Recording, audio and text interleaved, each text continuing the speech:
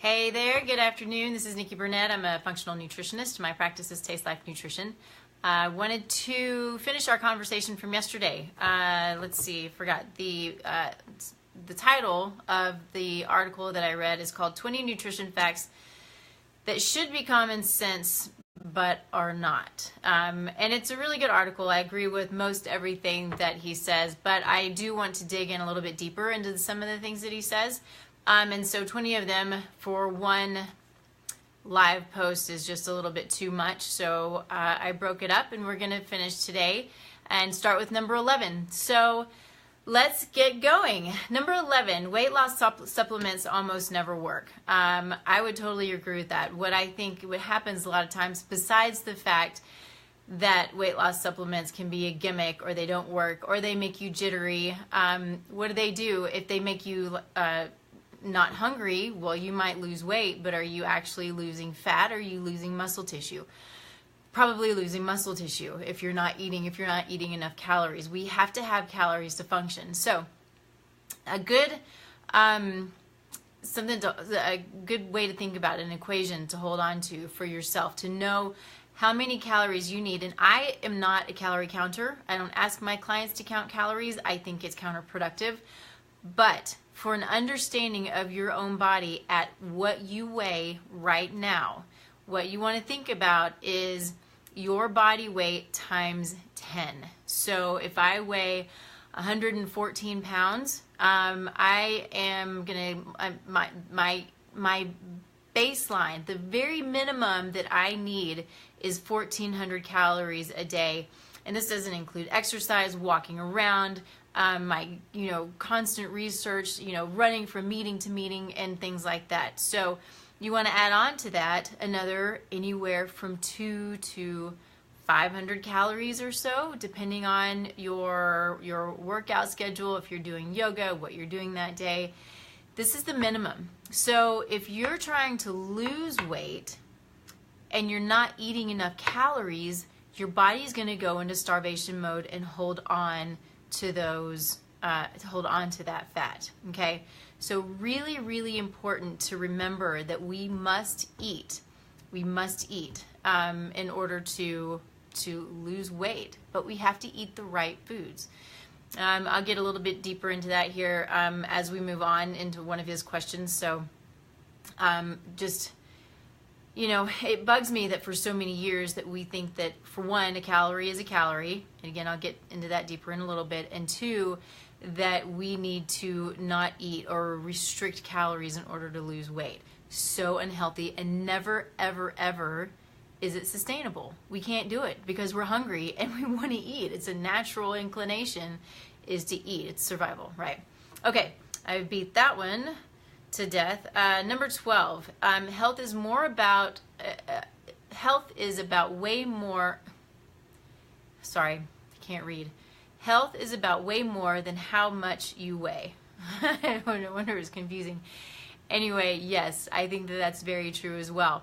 I think that, when we are overweight, even if we're underweight, we put so much on the way that we look to others. And hey, Tanya, how are you? Great. Call me later. Health is so much more about what we weigh and what we look like to others. It's about how we feel, what we're putting into our bodies. If we're moving, Tanya, you would know that. Tanya Meekum, if y'all haven't seen her, she is a crazy, amazing personal coach. So look her up. She's awesome. She's here in Denver. It's been a while. Anyway, so we want to really focus about what we're putting in our mouths, what we're putting on our bodies and in our environment, because so many of these things, whether we're eating right or not, the outside things can also make us hold on to weight. So things like xenoestrogens, so say pesticides, herbicides, the chemicals that are in our food, the chemicals that we clean our environment, our home, our outside with, these things can, they're considered xenoestrogens, which means they're estrogen mimickers. And so men and women, we both have estrogen receptor sites on all cells of our body. And so what happens when these estrogen mimickers come in, they bind to these receptor sites and don't allow our natural innate estrogens, our endogenous estrogens, to do their job. So we end up with these crazy hormone imbalances, both men and women, and it's a big problem. And so this can make us hold on to weight. There is also, let's see, stress. Stress can make us hold on to weight if we are in this place of chronic stress, whether it's work or life or whatever it is. Our cortisol levels remain chronically elevated, and so cortisol is really important because it can be anti-inflammatory, and it can help us to do the things like in a stressful situation, if we're being robbed or chased or whatever the case may be, helps give us that extra oomph to get away or to lift a car if we need to, things like that. But if we are in this chronically stressed state because of work or life, and we don't bring those cortisol levels down, then cortisol ends up becoming catabolic and inflammatory. So the body becomes inflamed, and then instead of getting rid of fat, then you get rid of muscle tissue. That's what catabolic means. Your muscle tissue, you're losing muscle tissue. Your body's essentially using the muscle tissue instead of the fat. And so there are lots and lots of things that can interfere with weight loss that's beyond just food. So I want to tell a story about a client that I have. I love this story. It's one of my favorite stories. She came to me. She was a bit overweight, came to me, but she was not concerned about her weight. She had some hormone issues, some fatigue, some other stuff, and she was just like, I just need to get healthy. And it took a little bit of time for her to really find her groove, and to find the things that worked for her. And we worked together for quite some time. But I'm going to tell you that once she found her groove, found the foods that worked for her, started moving more regularly, and took the stress out of the weight loss, she lost 60 pounds. And it's the most exciting thing because it just came naturally. So these lifestyle, these slow lifestyle changes, so they were manageable for her. And it was just the most beautiful thing, and she looks amazing, and I'm just super excited. So sometimes it just takes a little bit of time to find your place, and it will happen. So we all have to work on it. I've been working on my own health and wellness and what my body needs and research and all these things for 25 years, as long as I've been interested in health and nutrition. And we're always going to evolve and modify, especially as more and more information comes out. So much conflicting information that we need to learn what the real information is for our bodies. Not for anybody else, but for us. Okay, moving on to the next one. Okay, this is the one that I love. Calories count, but you don't necessarily need to count them. Like I said earlier, I do not have my clients count calories. There's a rare occasion where we might want to count fat if someone has the correct genotype and they want to move into a ketogenic diet. Then I will work with them on how much fat intake how much fat they need to create that place of ketosis, to bring them into ketosis. And so it takes work, and it takes figuring it out. It also takes testing, and so, to test your ketones and see where you are. So this is a really specific way of working with the body. And so I'm not going to get into the keto diet right now, but there are times when it's necessary. Sometimes when we just need to understand our body and our body's needs, then, maybe counting for a period of time, a week, maybe a couple of weeks, might be necessary. But more than that, what happens? You get stressed and you get mad and you start to count the calories. I'm getting too many calories, or I'm not getting enough calories, and it just adds more stress. And that's not what we're trying to do. We're not trying to create more stress. We have enough stress in our lives. We want to take that stress back. We want to understand what good food is and what bad food is, because the good food, I don't care how many calories it is, the body's going to know what to do with it.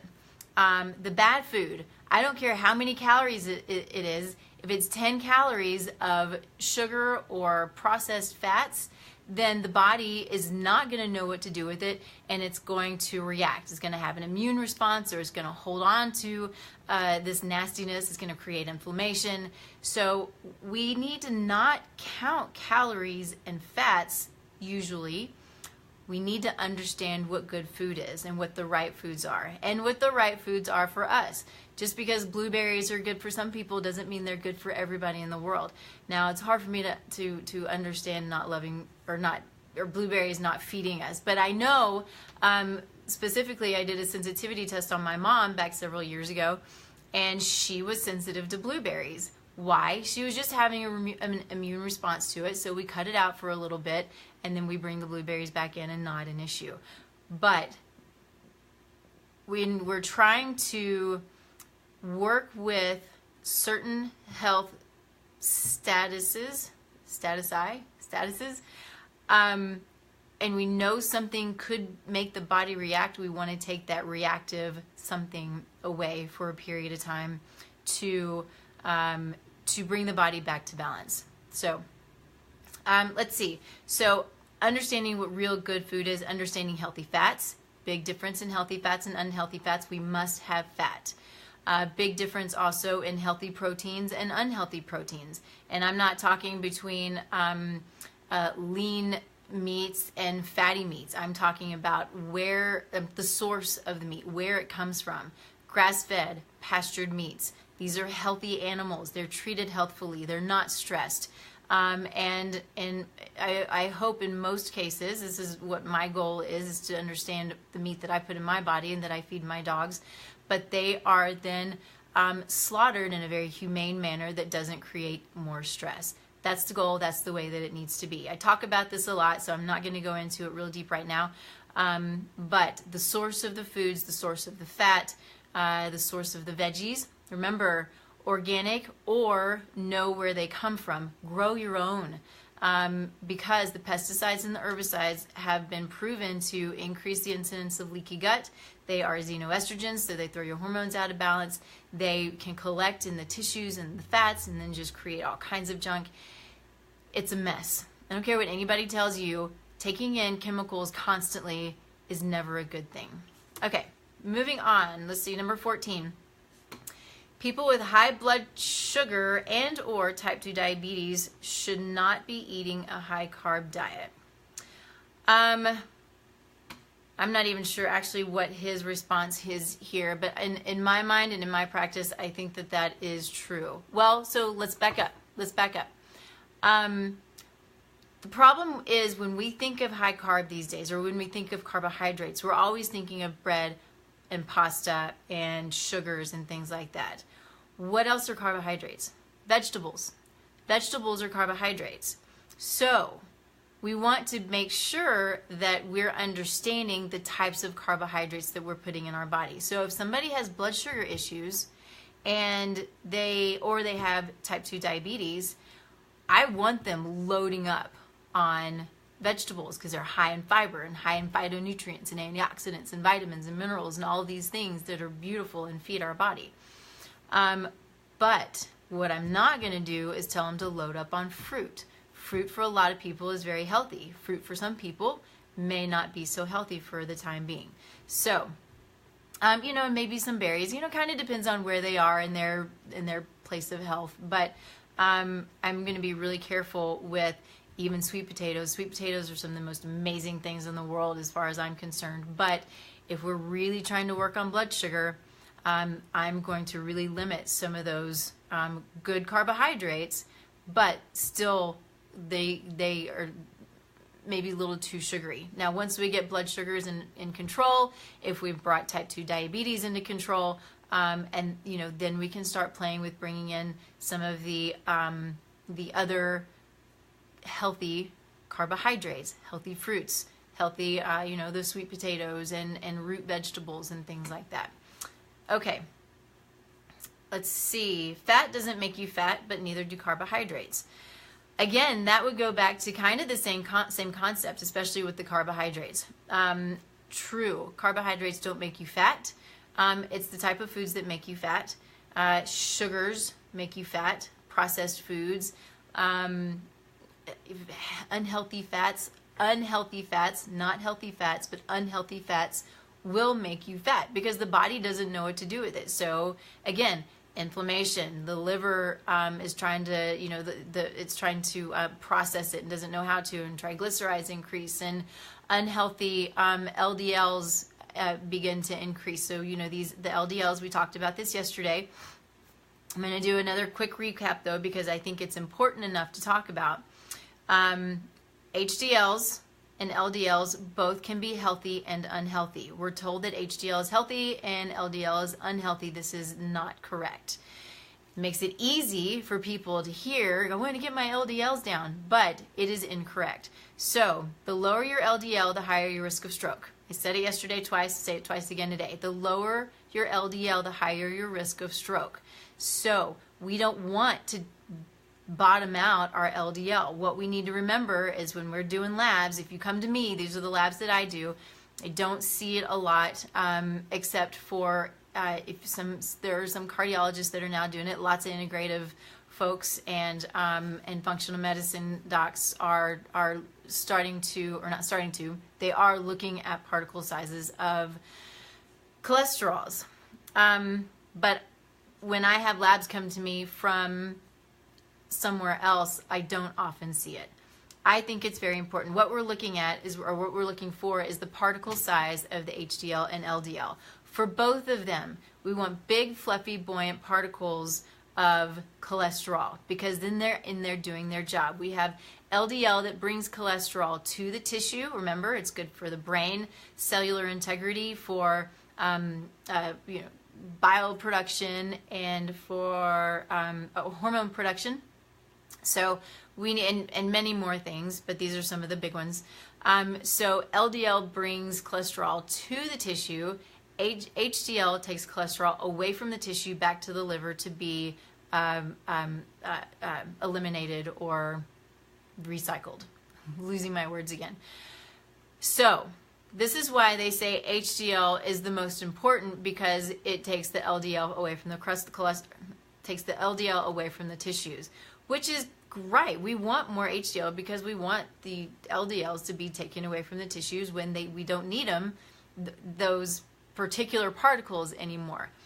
But if either HDL or LDL, if those particles become small and dense, that's when they're oxidized, that's when they're atherogenic, and that's when it creates a big, big problem. And so look at that. When you go to your doctor, see if your doctor will look at particle size. Don't know, but I think it's an important thing to see, because I've learned so much about a person when I see their HDL and LDL, and then I look at their particle sizes. It changes so much of what I do. It's really quite amazing. Anyway, so what makes small, dense particles? Sugar, processed foods, unhealthy fats. Those will oxidize cholesterol molecules, particles, and make them small and dense and atherogenic. Okay? Okay. Moving on. Junk food can be addictive. Absolutely. Dairy, sugar, gluten. Those things, and those are not necessarily always junk food, but they have the ability to bind to opioid receptor sites, and they give you a high. And so there are people that genetically are predisposed to having a more addictive genetic makeup or more addictive personality. So we hear all the time. I hear it all the time. I've said it myself in the past. I will try not to say it now, but I have to have my bread, or I have to have my pasta, or I have to have my cheese, or I have to have my Snickers bar, or whatever it is. I can't live without it. I mean, how often do you hear that? We hear it all the time, because it has such a hold on us, and because of the way it works in our bodies, or works on our body's biochemistry. It truly is amazing what it can do. So when we have this, it takes time, just like with any other kind of addiction, it takes time to move away from that and create new habits and break the old habits. It's not an easy one to deal with. I actually have brought on a health coach that helps me work with clients on things like that on a regular basis, because I have the things that I'm good at, and then she has the life coaching, health coaching things that she's really good at. So anybody that's in a program with me gets me as well as the health coach, and it's really a beautiful, sorry, somebody's at the door, I'm not going to answer it, but it's really a really great way of working with a client for to be well-rounded, I guess. Okay, moving on. Let's see, 17. Health claims on packaging should never be trusted. Duh. So health claims are just marketing. It's like saying something's all natural. Sure, it may be all natural. Doesn't mean a darn thing. And I wouldn't trust it. So there's the whole grain. Whole grain, really? I mean, whole grain means it's full of gluten and probably full of all kinds of processed junk. Then there's the low fat. We've hit on fat. We don't want low fat. If you're a genotype like mine, then you want less fat, but you don't want things that are low fat. So I eat whole fat, but I just eat less of it because that's what my genotype tells me, and that's what I know that I need. Let's see. So yeah, you'll find oh, here's a good one. So it says here you'll find all kinds of healthy junk food with health claims, unhealthy junk food with health claims on the label, such as whole grain, Fruit Loops, and Cocoa Puffs. So one of my favorites is like Wheat Thins. So Wheat Thins, you know, they have the food pyramid on there, which of course is totally dated, but still just makes me sick to my stomach. So this is healthy because we are supposed to have on the bottom of the pyramid is grains and breads and pastas. I don't even have to go into it, because if you think that that's the right thing, then we need to back way up and go back to basics. But it makes me crazy, and it's sad that big food has so many in the industry don't care about our health. But that's why we have to care for our own health and our own family's health. You know, I get so mad when I see, you know, the McDonald's or the Taco Bell, and it was just today, there was the nacho covered French fries. I'm like, oh, I just can't even imagine, although it sounds good. I mean, I would make it here at my house. But what I have to remember is it's not their responsibility to keep you healthy. It's your responsibility. It's my responsibility to keep me healthy. So if I see that and I'm like, oh, how cool would that be? Well, I'm going to go cut up some sweet potatoes, and if I want cheese, or if I do vegan cheese, and you know, I'm gonna make my own, which is kind of fun in and of itself. But it's our responsibility, and not the world's, to keep us healthy. But it still makes me, just grates on me that this stuff just keeps getting out there and is feeding the masses. Sorry, there's a hair. Okay, another soapbox that I will jump off of for a few minutes. 18, we've hit this already a little bit, but we'll talk about it. We'll touch on it. Refined vegetable oils should be avoided. Yes. So he lists soybean, corn, canola. Those are all genetically modified. The highest, you know, all of them are probably 93, 95% GMO. They're also all the highest in pesticides and herbicides, which we've already talked about. They're also high in omega-6 fatty acids. Now, let's touch on that for a minute. I don't know when I started, so we've only got a couple more, so I don't want this to go too long. But I want to talk about omega-3 and omega-6 fatty acids, because I think that's a really important thing to understand. So there is always balance. So omega-3 fatty acids are anti-inflammatory they're precursors to anti-inflammatory hormones, for lack of a better word. The term is eicosanoids. And then omega-6 fatty acids are precursors to pro-inflammatory eicosanoids. Both important and both in balance in the body. We need both of them. We have to have an inflammatory response if we cut ourselves, we have an accident. If we are in that fight or flight mode, you need Oh no, that's actually anti-inflammatory. Sorry. So we'll back up. If you have an accident, you cut yourself, you break your bone, that kind of thing, then you want that inflammatory cascade to come in because it's going to start to heal wherever was broken. And we have to have that or it's not going to heal. But it can't remain. So then you have the anti-inflammatory cascade come in to help to basically put that fire out and help the body and to finish the healing process. What can happen is when we eat too much of the omega-6 fatty acids, then we don't have enough of the omega-3 fatty acids. What happens? We have this chronic underlying inflammatory response that's just sitting in the body, and it's like this little, like coals, like those little hot coals that sit on a fire that are really super hot, but you can barely see them and they're almost undetectable.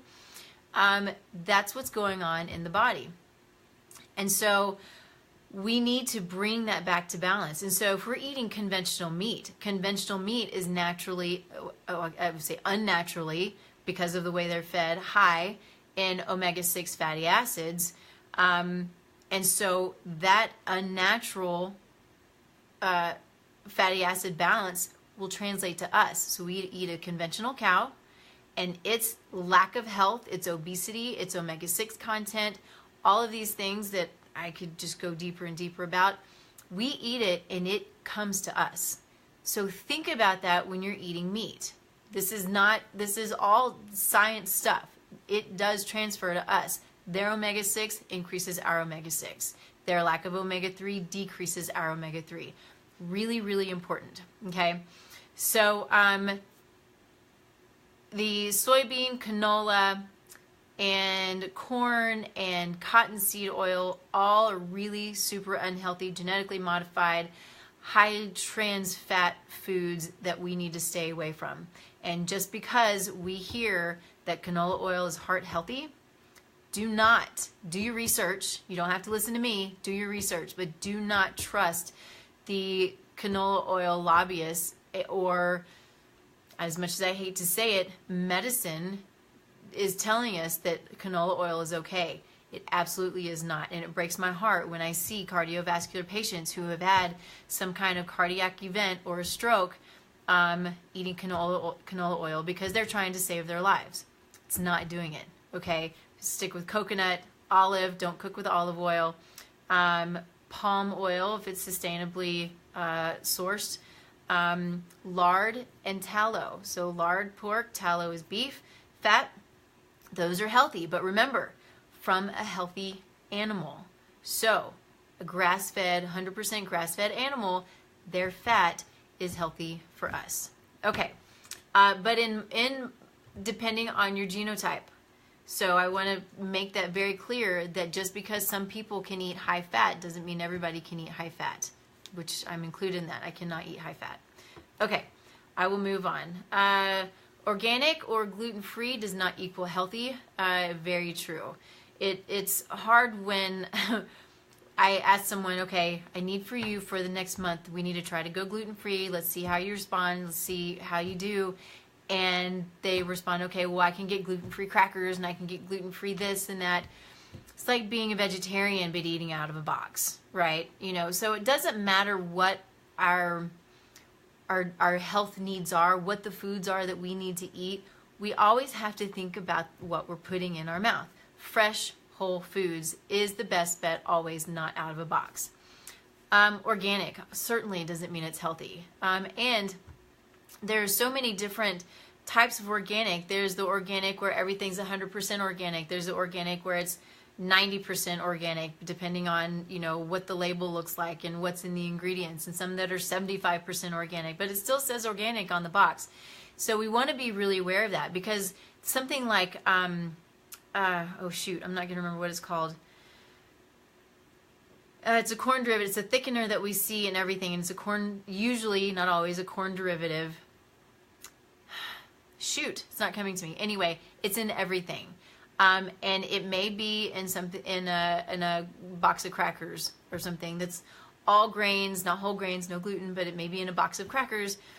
And there are a couple of things in there that aren't organic. Well, if it's corn derivative and it's not organic, it's probably genetically modified and high in pesticides and herbicides.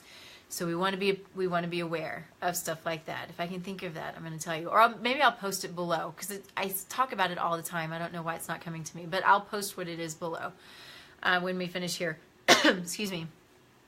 Let's see. And all can still be full of sugar and junk food. So just don't just see organic or gluten-free and assume it's good for us. Okay, last one. Blaming new health problems on old foods doesn't make sense. Probably why he has it last, because that's probably my favorite one. I think that that's just an amazing, amazing comment, because what we've done is we've started to blame our diabetes and our cardiovascular disease and our Alzheimer's and all of these chronic conditions on fat, on stuff that we've been eating for centuries, and even gluten. So I'm not going to go into it, but let's separate gluten from gluten the way that it was 100 or 150 years ago to gluten the way that it is now. So one's an old food and actually has the ability to be healthy. The newer food, the hybridized gluten, is not healthy for us. It is a problem, and it's a problem for most everyone. So understanding that fat is not a problem. Fat is healthy and necessary, but it's the right fat. Carbs are healthy and necessary, but it's the right carbs. Proteins, healthy and necessary, but the right proteins. And some need more and some need less. What am I missing? Fruit, healthy for some people, but not for everybody. So I think that that's a pretty good coverage of some of the things that we should all know out there. I think this is a great article. I posted it yesterday. I'll post it again today. If you have any questions, please let me know. You can post them below. You can go to my website, get hold of me, whatever you need. And then I will figure out something else fun to talk about tomorrow. So hope everybody has a great evening, and we'll see you later on. Bye.